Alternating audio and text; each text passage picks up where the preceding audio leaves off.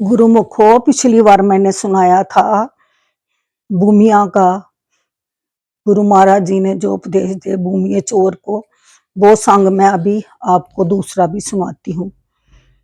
सुबह ही राजा की आंख खुली को तो क्या देखा, कमरे में एक गठरी पड़ी है।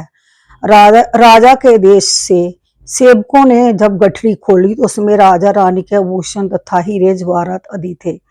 जब चोर ने चोरी की तो जब उसने नमक चखा तो उसने बोला कि अब मैं जहां से नमक खा के आया हूं वहां मैं चोरी नहीं कर सकता। वो ऐसे ही वहां से चला गया और सारा सामान वही छोड़ गया।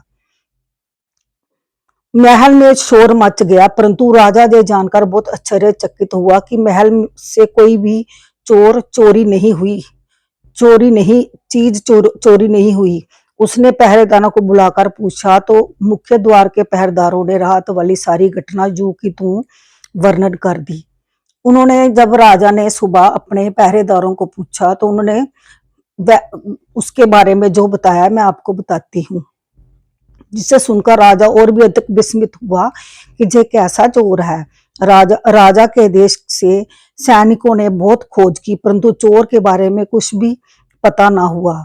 तब राजा ने राज्य में घोषणा करवा दी कि चोर राज दरबार में उपस्थित हो। उसके साहस और सच्चाई को देखते हुए उसे आधा राज्य दिया जाएगा। राजा ने कहा कि जो भी चोर है जो रात को आया था वो राज्य महल में आए, उसको आधा राज्य दिया जाएगा। मतलब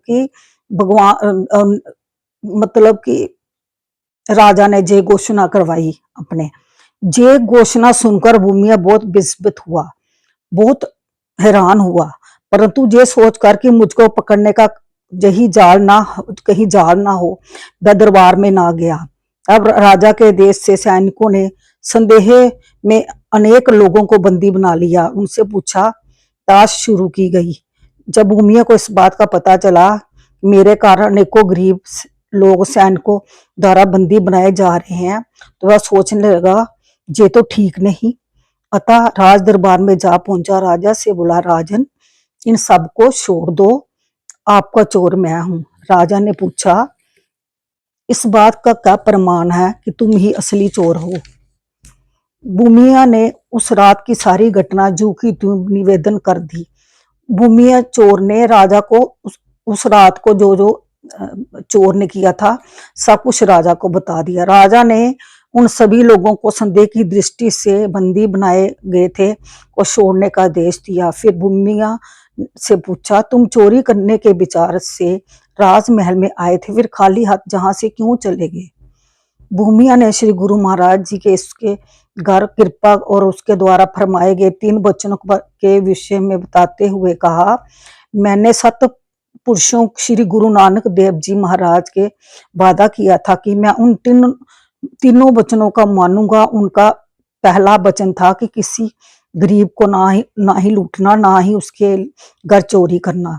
इसलिए आपके घर मैं चोरी करने का निश्चय किया। उनका दूसरा वचन था कि सदा सच बोलना, कभी भी झूठ मत बोलना। इसलिए आपके पहरेदारों के सामने सच कह दिया कि मैं चोर हूं। उनका तीसरा वचन था कि जिसका नमक खाओ उसका बुरा मत करना। भूमिया ने कहा कि मैंने गुरु महाराज जी को 3 वचन दिए थे, उन तीनों वचनों की मैं पालना करना चाहता था, इसलिए मैंने आपके पहरेदारों से भी झूठ बोला।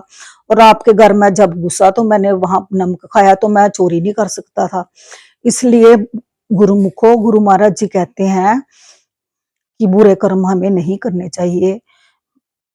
देखो चोर को भी गुरु महाराज जी ने ऐसे प्रवचन सुनाए, उसका हृदय भी साफ हो गया, वो भी अच्छे अच्छे कर्म करने लगा।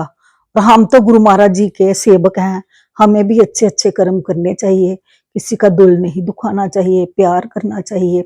गुरु महाराज जी हमारे बहुत सुंदर सुंदर प्रवचन करते हैं, हमें सुन के हमें अमल करना चाहिए। जय सच्चिदानंद।